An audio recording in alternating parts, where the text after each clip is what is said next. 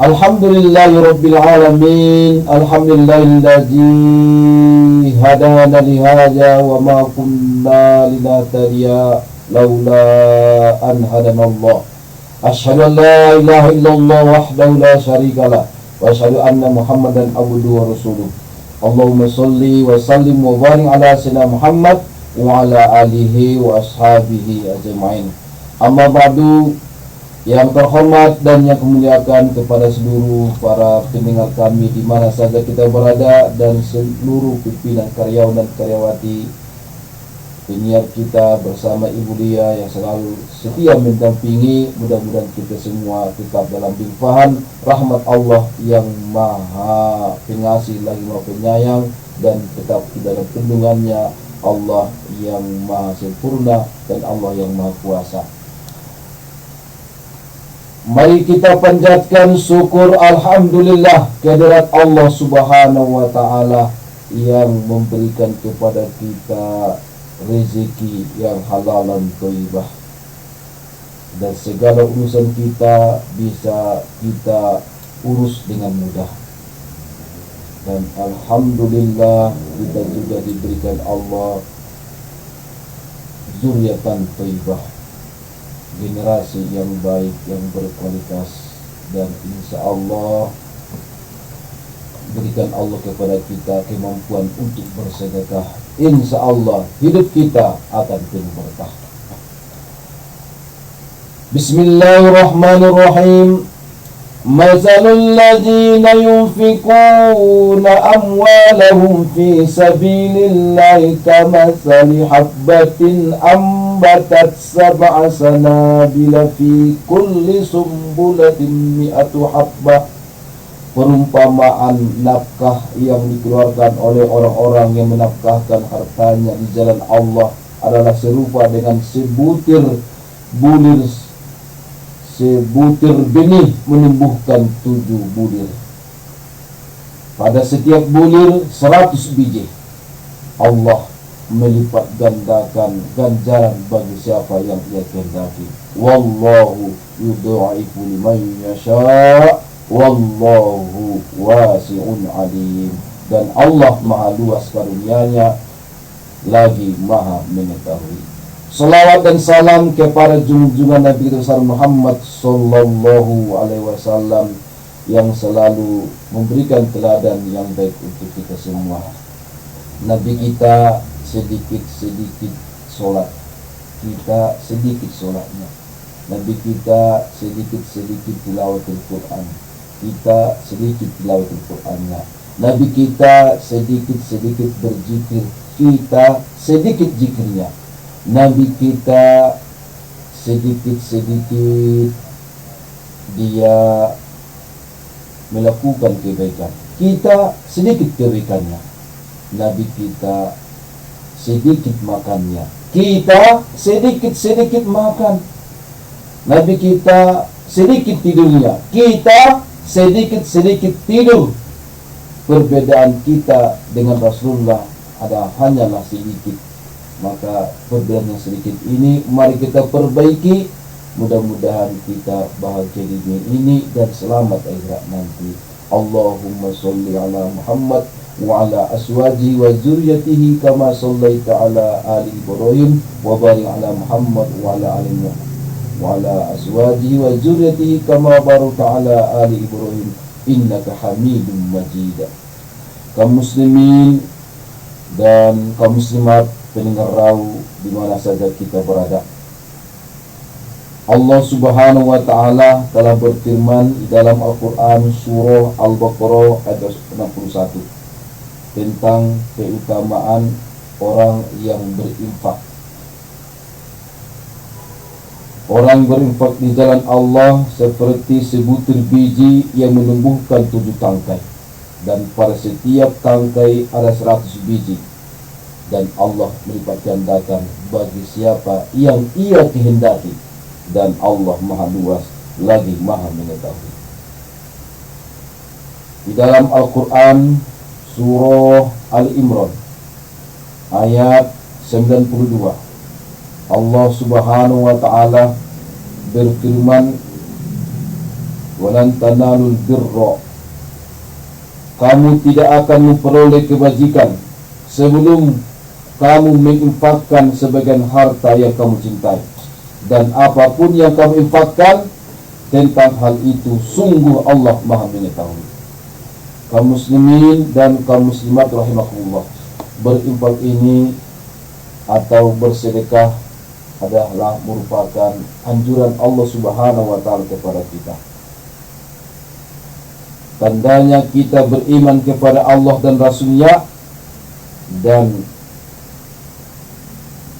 kita tunjukkan dalam bentuk suka berbagi melalui berinfak di jalan Allah dari sebagian dari harta yang Allah menjadikan kita sebagai penguasa yang diberikan oleh amanah berupa harta. Dan bagi kita yang beriman dan menginfakkan harta jalan Allah, tentunya akan mendapatkan pahala yang sangat besar. Itulah Allah yang jelaskan dalam Al-Quran surah Al-Hadid ayat 7. Rasulullah SAW bersabda, an Anas ibni Malik qala Rasulullah SAW, bersabda Rasulullah SAW, inna sodaqata la tufi'u ghadabur rabbi wa tadfa'u ammitatis su'i. Sesungguhnya sedekah itu meredamkan kemurkaan Tuhan dan menolak akibat jelek. Hadis riwayat At-Tirmizi. Qala Rasulullah sallallahu alaihi wasallam, inna shadaqatal muslim, sedekah seorang muslim, tuzidu fil umri, akan menambah panjangnya umur, wa tamna'u mitatas su'i, menolak akibat buruk, wa yuzhibullahu bihal kabira wal fakhra, dan dilenyapkan Allah dengannya sifat takabur dan angkuh. An Abi Hurairah radhiyallahu anhu annahu qala Rasulullah sallallahu alaihi wasallam, dari Abu Hurairah dia berkata, bersabda Rasulullah sallallahu alaihi wasallam, ma min yaumi yusbihul ibadu fihi illa malakani yanzilani fayaqul, dan tiadalah di setiap hari pada waktu bangun pagi-pagi kecuali dua orang malaikat turun ke bumi, lalu salah seorang akan berdoa, ya Allah, berilah gantinya kepada orang-orang yang bersedekah. Allahumma anti munfiqan khulafa. Wa yaqulul akhir, Allahumma anti mumsikan talafa. Dan sementara yang lain, malaikat yang lain, dia akan mendoakan, ya Allah, datangkanlah kerusakan kepada orang-orang yang bakhil. Ini ada dalam hadis riwayat Muslim. Di setiap paginya ada dua turun para malaikat. Malaikat yang satu mendoakan supaya orang yang bersedekah diganti Allah yang lebih baik, dan bagi orang yang bakhil, satu malaikat mendoakan supaya Allah datangkan kerusakan. Maka sedekah yang paling baik itu pada waktunya adalah pada waktu sholat subuh. Bersedekah di waktu sholat subuh. Di dalam hadis yang lain, hadis riwayat Tabrani, Rasulullah SAW bersabda, perbuatan-perbuatan baik akan menghindarkan bencana-bencana buruk, dan bersedekah dengan sembunyi-sembunyi akan memadamkan kemurkaan Tuhan. Menghubungkan silaturahmi akan menambah panjangnya umur, dan setiap kebaikan itu berarti sedekah. Dan ahli-ahli kebaikan di dunia, mereka juga menjadi ahli-ahli kebajikan di akhirat. Sebaliknya, ahli-ahli kejahatan di dunia, mereka juga adalah ahli-ahli kejahatan di akhirat. Sedangkan orang pertama masuk surga adalah ahli-ahli kebajikan. Kaum muslimin yang rahmati Allah Subhanahu wa taala, inilah beberapa ayat suci Al-Quran dan hadis-hadis Nabi kita Muhammad SAW yang memotivasi kita untuk berinfak dan bersedekah. Berinfak bersedekah itu meredamkan kemurkaan Tuhan, menolak akibat jelek. Bersedekah itu memanjangkan umur, menjauhkan kita dari akibat yang buruk, dan insya Allah akan dilenyapkan Allah dari diri kita sifat takabur dan angkuh. Dan jikalau kita bersedekah, malaikat selalu mendoakan kita, khususnya bersedekah di waktu subuh. Dan ingat juga saudaraku, bersedekah itu dengan sembunyi-sembunyi akan memadamkan kemurkaan Tuhan. Bolehkah bersedekah dengan terang-terangan? Itu juga sangat dianjurkan, karena bersedekah dengan terang-terangan itu bagian daripada syiar agama Islam. Bisa jadi orang yang melihat bersedekah dengan terang-terangan itu, dia pun termotivasi untuk berfasdaqul khairat, berlomba-lomba dalam kebaikan. Satu orang dia bersedekah 1 juta rupiah, dilihatnya orang seperti itu seterang-terangan bersedekah 1 juta. Kenapa dia bisa? Kenapa saya tidak bisa? Dia pun termotivasi. Akhirnya dia pun bersedekah 2 juta rupiah. Yang lain pun termotivasi. Kalau mereka 1 juta, 2 juta, kalau nggak sanggup saya, minimal lah 10.000 rupiah.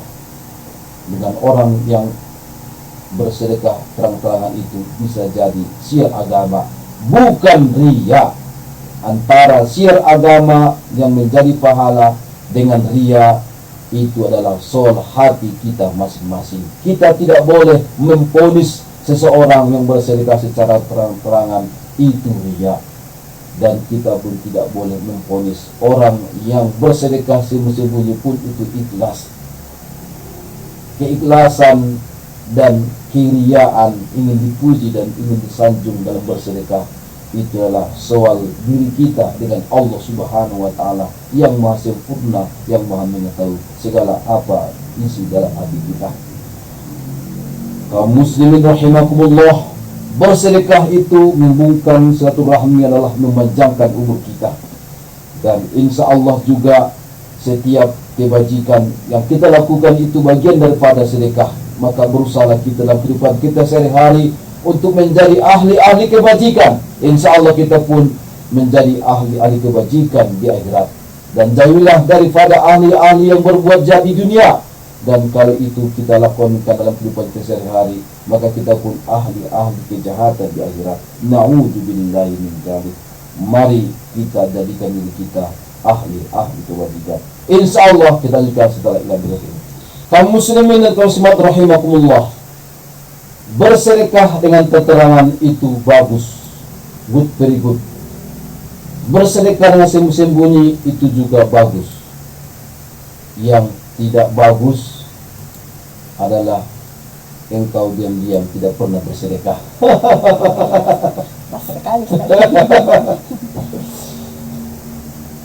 Ada beberapa jenis sedekah. InsyaAllah akan kita sampaikan 8 hadis tentang jenis sedekah. Yang pertama, hadis riwayat Bukhari yang bersumber dari salah seorang sahabat Nabi. Rasulullah SAW bersabda, setiap muslim wajib bersedekah. Tanya mereka, ya Nabi Allah, bagaimana orang yang tidak punya? Rasulullah SAW bersabda, hendaklah ia berusaha dengan tangannya hingga menguntungkan dirinya, lalu ia bersedekah. Mereka bertanya lagi, jika tidak ada? Rasulullah SAW bersabda, hendaklah ia menolong yang didesak oleh kebutuhan dan yang mengharapkan bantuan orang. Dan jika tidak ada pula, tanya mereka, Nabi kita Muhammad SAW bersabda, hendaklah ia melakukan kebaikan dan menahan dirinya dari kemungkaran, karena itu berarti sedekah darinya. Mengajak kepada kebaikan adalah sedekah, mencegah dari kemungkaran adalah sedekah. Hadis yang kedua, hadis riwayat Ahmad. Rasulullah SAW bersabda, setiap orang diwajibkan untuk bersedekah tiap hari di mana terbit matahari. Di antaranya, jika ia mendamaikan dua orang yang bermusuhan dengan adil, itu adalah sedekah. Apabila ia menolong seseorang untuk menaiki binatang tunggangannya, berarti sedekah. Menyingkirkan rintangan dari jalan adalah sedekah. Dan setiap langkah yang dilangkahi dari seseorang untuk mengerjakan sholat adalah sedekah. Hadis yang ketiga dari Abu Dzar Al-Ghifari radhiyallahu anhu, dia berkata bahwa Rasulullah SAW bersabda, pada setiap hari yang disinari cahaya matahari, diwajibkan bagi setiap orang untuk bersedekah bagi dirinya pribadi. Lalu aku tanyakan, ya Rasulullah, dari mana aku memperoleh harta yang akan disedekahkan itu, padahal kami tidak memiliki harta? Rasulullah SAW bersabda,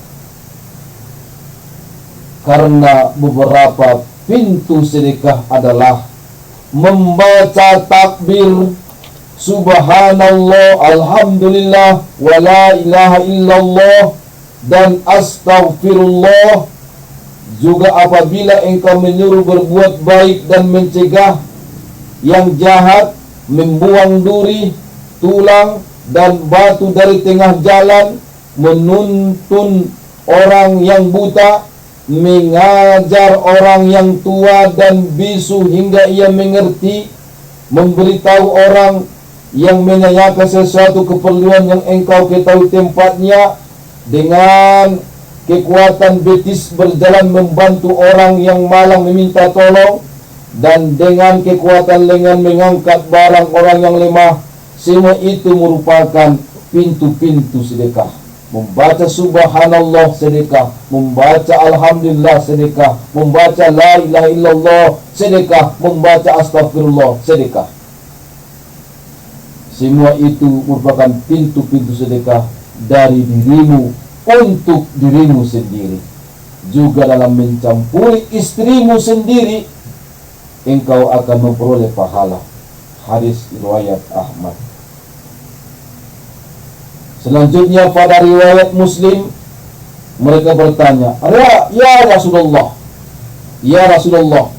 bagaimana seseorang memuaskan syahwatnya kepada istrinya lalu ia diberi pahala? Rasulullah SAW bersabda, bagaimana pendapat kalian apabila ia melakukannya pada yang haram? Dia berzina. Apakah ia mendapat dosa? Nah, demikianlah apabila dipenuhinya pada yang halal, maka ia akan mendapatkan pahala. Memenuhi hajatnya kepada istrinya adalah bagian daripada sedekah dan mendapatkan pahala. Dan tentu yang melakukan perbuatan zina juga mendapatkan dosa. Hadis yang lain dari Abu Dzar Al-Ghifari radhiyallahu anhu meriwayatkan bahwa Rasulullah SAW bersabda, tidak satu jiwa pun dari anak cucu Adam kecuali diwajibkan atasnya bersedekah, yaitu setiap hari ketika terbit padanya matahari. Lalu ada orang yang bertanya, dari mana kami memperoleh yang akan disedekahkan setiap hari itu? Nabi kita Muhammad SAW bersabda, sesungguhnya pintu-pintu kebaikan itu tidaklah sedikit. Membaca tasbih sedekah, membaca tahmid sedekah, membaca takbir sedekah, dan engkau membaca tahlil la ilaha illallah adalah sedekah. Mengajak kepada yang baik dan melarang yang jelek itu sedekah. Menyingkirkan duri dari tengah jalan adalah sedekah. Menyampaikan pendengaran kepada orang yang tuli adalah sedekah. Dan menuntun orang yang buta adalah sedekah. Menunjuki seseorang untuk mencapai maksudnya adalah sedekah. Dengan kekuatan betismu berjalan membimbing orang yang malang yang meminta tolong adalah sedekah. Dan dengan kekuatan lenganmu engkau mengangkat barang si lemah adalah sedekah. Maka itu semua adalah merupakan sedekah darimu untuk dirimu sendiri. Hadis riwayat Ibnu Hibban dan Al-Baihaqi. Hadis yang lain dari An Adi Ibnu Hatim an Nabi sallallahu alaihi wasallam, dan Nabi Muhammad sallallahu alaihi wasallam dia bersabda, "Man istata'a minkum," barang siapa yang sanggup di antara kamu untuk menjaga dirinya dari api neraka, maka hendaklah ia bersedekah walau hanya dengan sebelah biji kurma, sambola kurma. Dan barang siapa yang tidak memilikinya sebelah biji kurma, maka hendaklah ia mengucapkan perkataan yang baik. Perkataan-perkataan yang baik yang kita ucapkan dari lisan kita adalah bagian daripada sedekah. Hadis riwayat Ahmad dan Muslim. Hadis selanjutnya yang bersumber dari Abu Hurairah radhiyallahu anhu. Hadis kudusi. Sesungguhnya Allah Subhanahu wa taala akan berfirman pada hari kiamat, "Hai manusia, aku sakit, tapi tidak engkau jenguk." Orang itu pun menjawab, "Ya Tuhanku, bagaimana aku menjengukmu, padahal engkau adalah penguasa alam semesta?"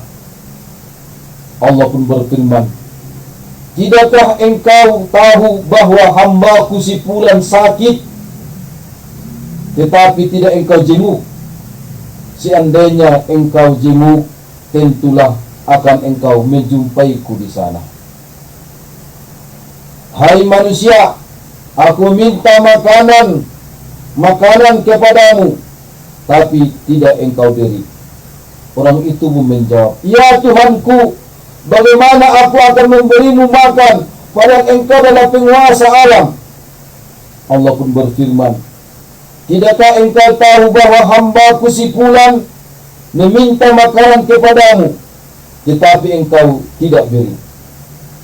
Tidakkah engkau tahu, seandainya engkau beri ia makan, maka kau dapatkan itu di sisiku? Hai manusia, aku minta minum kepadamu, tapi tidak engkau beri." Orang itu menjawab, "Ya Tuhanku, bagaimana aku memberimu minum, padahal engkau adalah penguasa seluruh alam?"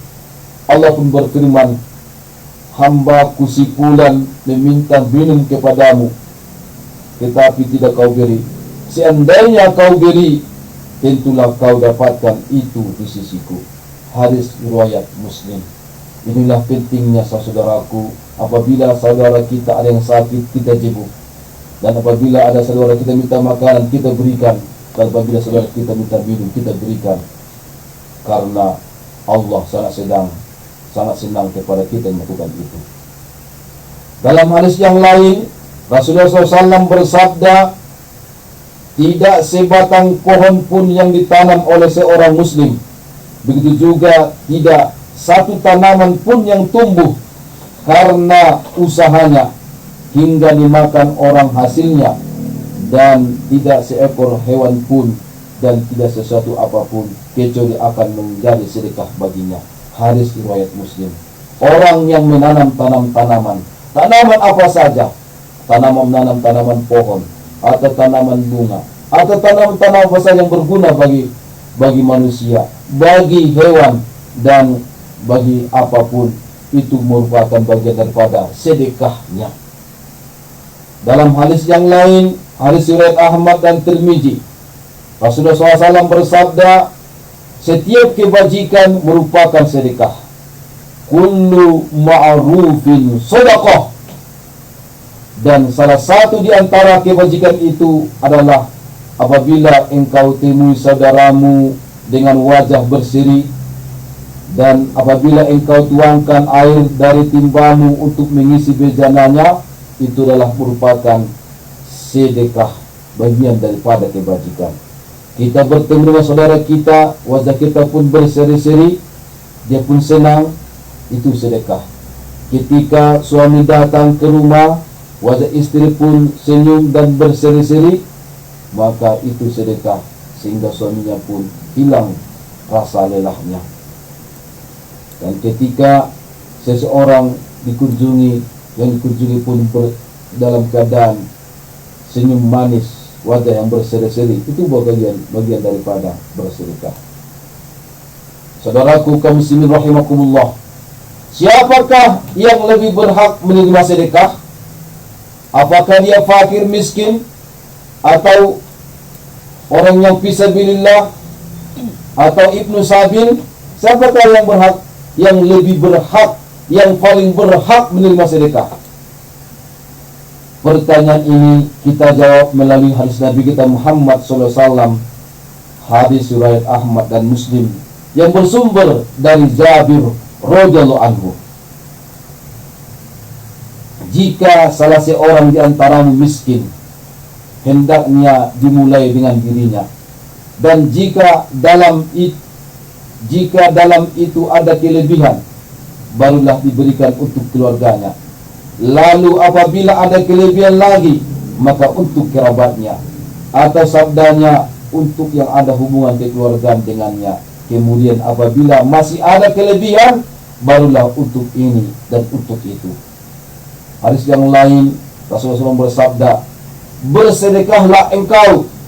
Seseorang laki-laki bertanya, aku punya 1 dinar.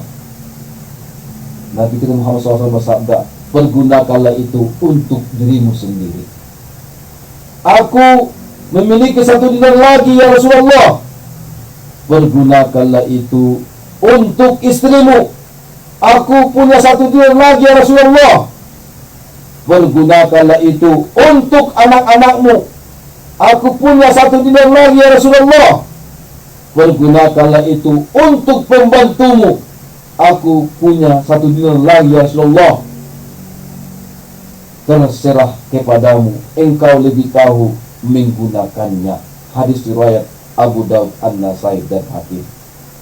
Saudaraku, dalam 2 hadis ini menegaskan kepada kita, bersedekah, yang paling berhak menerima sedekah itu adalah keluarga kita sendiri. Yang paling pertama kita sedekah adalah diri kita sendiri, kemudian keluarga kita, istri, anak kita, orang-orang membantu kita, kaum kerabat kita, dan selanjutnya yang ada hubungan keluargaan dengan kita.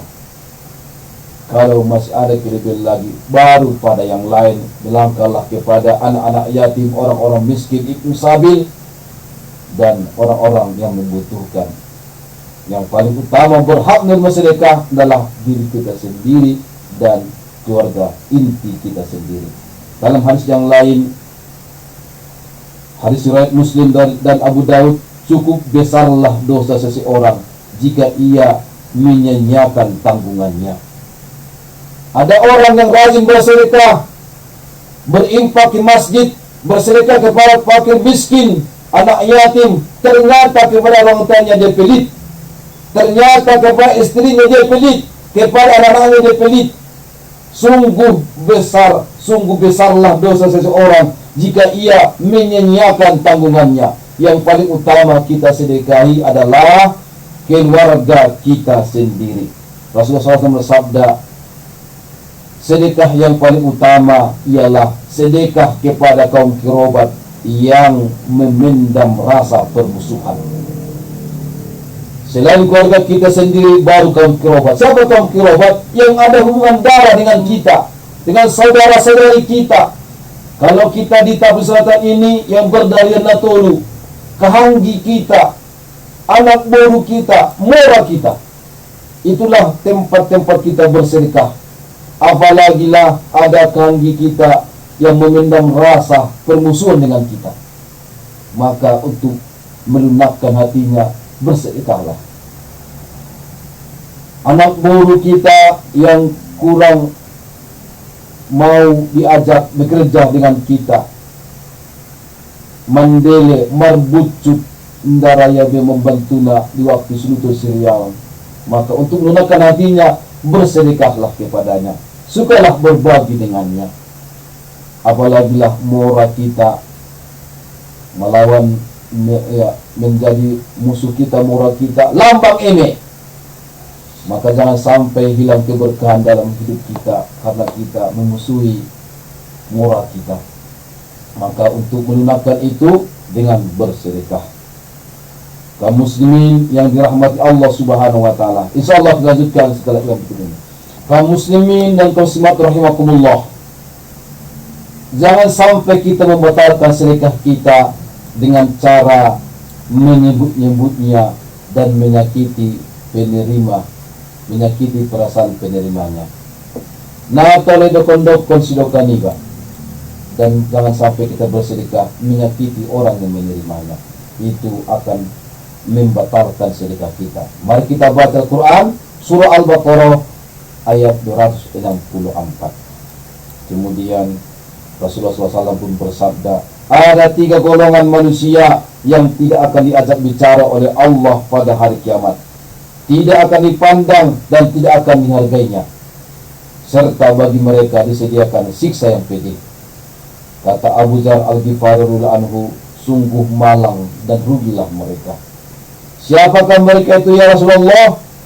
Nabi kita Muhammad SAW bersabda, orang yang mengurungkan pakaiannya karena sombong, dan orang yang menyebut-nyebut pemberiannya, dan orang yang menawarkan barang dagangannya dengan sumpah palsu. Ada yang berdagang sumpah palsu, ada orang yang bersedekah menyebut-nyebut pemberiannya, dan ada orang yang mengurungkan pakaiannya karena sombong. Itu semua nanti di hari kiamat Allah tidak akan mengajak mereka bicara, tak akan dipandang dan tak akan dihargai, dan mereka mendapatkan sisa yang pedih. Bolehkah bersedekah dari barang yang haram? Dia menang judi online, dia korupsi, dia bersedekah. Bolehkah itu disedekahkan dari barang haram? Hadis riwayat Muslim dari Abu Hurairah radhiyallahu anhu, Rasulullah SAW menjawab, wahai manusia, sesungguhnya Allah itu baik dan tak hendak menerima kecuali yang baik. Sesungguhnya Allah telah memerintahkan kepadamu orang yang beriman apa yang diperintahkan kepada para rasul. Maka firman-Nya, wahai para rasul, makanlah dari hasil yang baik dan beramal solehlah. Sesungguhnya aku mengetahui apa-apa yang kau lakukan. Jadi orang yang bersedekah dari yang haram itu jelas tertolak. Lalu bagaimana kalau seorang istri bersedekah dari harta suami? Yang pertama, kalau seorang istri diperbolehkan untuk menyedekahkan harta yang berada di rumah suaminya jika diketahui kerelaannya. Nabi Asadu Marsidoka Bope Indah Binoto suaminya, dan dia pun bersedekah, itu sangat senang suaminya walaupun tidak diketahui oleh suaminya, maka itu dibolehkan. Jika tidak diketahui, maka hal itu terlarang atau haram. Dari Aisyah radhiyallahu anha, dia berkata, dan Rasulullah SAW bersabda, jika seorang istri menyedekahkan satu makanan yang ada di rumahnya tanpa mengakibatkan kerusakan pada rumah tangga mereka, maka ia akan memperoleh pahala dari sedekah itu. Sedangkan suaminya juga akan berpahala karena usaha suaminya itu. Dan yang menyimpan ke lain juga akan memperoleh pahala. Orang yang satu tidak kurang pahalanya dari yang lain sedikit pun. Dari Abu Umamah berkata, aku dengar Rasulullah SAW bersabda, yaitu pada khutbah haji wada, tidak boleh istri menyedekahkan sesuatu pun dari rumah suaminya kecuali dengan izin dari suaminya. Sahabat bertanya, ya Rasulullah, juga tidak boleh makanannya? Nabi SAW juga bersabda, itu adalah harta kita yang amat utama. Jika hanya sedikit menurut kebiasaan berlaku, maka bolehlah disedekahkan bagi istri tanpa izin dari suami. Dari Asmah binti Abu Bakar, dia berkata bahwa ia bertanya kepada Nabi Muhammad SAW, katanya ada salah seorang yang bernama Zubair, adalah seorang laki-laki yang kikir. Lalu orang miskin datang kepadaku, lalu kuberi dan kuambilkan dari rumahnya tanpa izinnya. Rasulullah SAW bersabda, berilah sekadarnya, janganlah ditutup rapat guci itu, agar Allah tidak menutup pintu rezekimu. Dari Asma binti Abu Bakar, nama suaminya Zubair. Zubair suaminya ini sangatlah pelit, dan tiba-tiba datanglah orang miskin meminta.